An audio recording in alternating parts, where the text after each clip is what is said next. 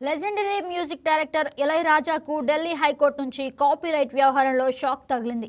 ప్రముఖ musical label సరిగమతో కొనసాగుతున్న legal పోరులో కోర్టు కీలక మధ్యంతర ఉత్తర్వులు జారీ చేసింది.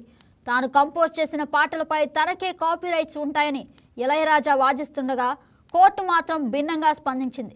1976 నుంచి 2001 మధ్య ఆయన సంగీతం అందించిన 134 సినిమాల ఆడియో రైట్స్ సరిగమ సంస్థకే చెందుతాయని స్పష్టం చేసింది. ఆ సినిమాల నిర్మాతలను తమ హక్కులను ముందుగానే సరిగమకు విక్రయించారని, అందువల్ల ఆ మ్యూజిక్ పై పూర్తి హక్కు సంస్థకే ఉంటుందని కోర్టు తెలిపింది. నిర్మాతల నుంచి రెమ్యూనరేషన్ తీసుకొని సంగీతం అందించినందున ఆ రైట్స్ కంపోజర్కి కాకుండా నిర్మాతకే చెందుతాయని వెల్లడించింది.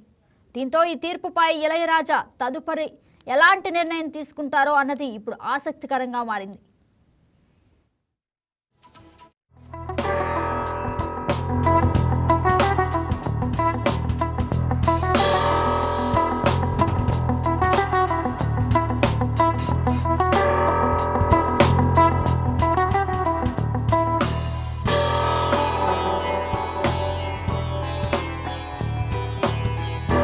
ఈ వీడియో మీకు నచ్చినట్లయితే లైక్ కొట్టి షేర్ చేసి మా వైకే టీవీ ఛానల్ని సబ్స్క్రైబ్ చేయండి.